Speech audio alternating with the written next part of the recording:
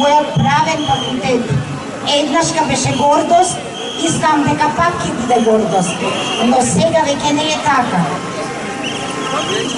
Вечерва повторно чекорам и протестирам на улиците на мојот град, барајќи правна држава и правда за сите, барајќи почитување на основните човекови права кои ги изгазија и кои ги одзедоа од нас.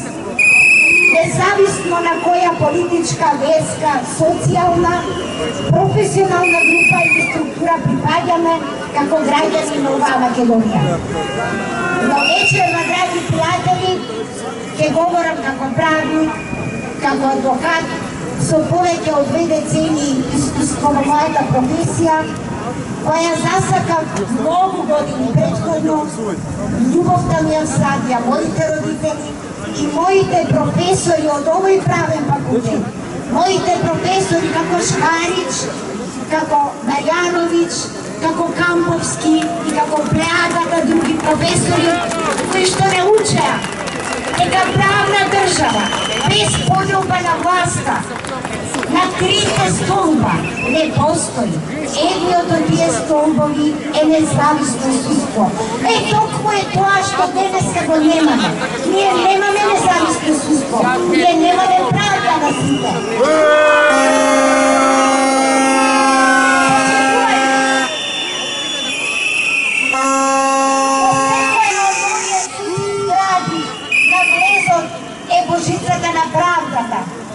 Божицата на правдата не учеа дека има заврзани очи затоа што правдата е еднаква за сите. И затоа што пред судот и пред законите сме сите еднакви. Но што се случува денеска? Што се случува години наназад? Целосна ерозија. Ние немаме правна држава, ние немаме независно судство.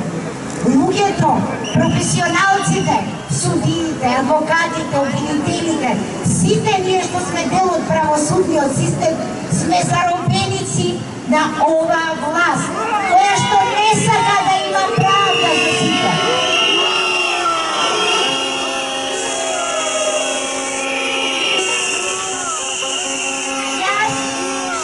Јас вечера нема да говорам за срамната аболиција. Многу е кажано и од попаметни луѓе од мене. Само ќе го споменам професорот Шкарич. И тоа е доволно да се каже за таа аболиција. Но што станува со сите оние предмети кои што се наоѓаат во овие судски згради, каде што обичниот човек доаѓа секојдневно, каде што ние, правниците, адвокатите, секојдневно чекориме во судниците и ходниците и бараме правна држава, бараме правораздавање од судиите, независно дали спротивната страна е државата или некој моќник под закрила на државата. Тие моќници, драги мои пријатели, не се појавуваат овде. За нив не важи законот. И уште ќе се случи, ќе ти кажат која ти е спротивна страна, па викам, ја дужам државата за надоместна штета. Ќе начекаш, ќе почекаш. Па некогаш може и ќе добиеш. Ако веќе си се осмелила да ја тушиш државата. Нажалост, многу колеги веќе се откажуваат од професијата. Не затоа што не ја сакаат. Нас ни адвокатурата во крв. Нас ни е заштитата и остварувањето на граѓанските права во крвта влезена. Но се чувствуваме немокни, драги пријатели. Немокни, затоа што овде нема право раздавање. Затоа што судиите кои што се смели и кои што се уште ги има се поклопени од оние кои што дојдоа на чуден начин. Не само што дојдоа на чуден начин.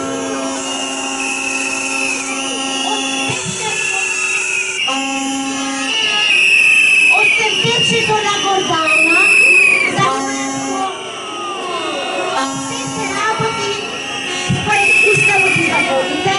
туку напредуваат на многу чуден начин и тие се сега на највисоките позиции. И затоа имаме срамни одлуки на апелациониот суд, затоа имаме срамни одлуки на Врховниот суд, од кои што некогаш ние учевме. Тие беа извор на правото.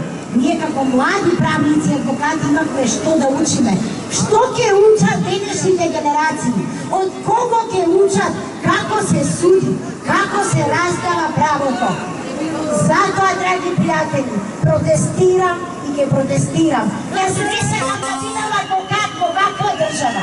Јас сакам да бидам адвокат во држава во која што владе правото, која што законите се исти за сите. Затоа што сакам да бидат тие правото. Материјалното право треба да се применува без факти, а не без слободна волја на моќници. И протестирам, и пак ќе протестирам, се додека ме држат нозете и се додека дишам. Благодарам.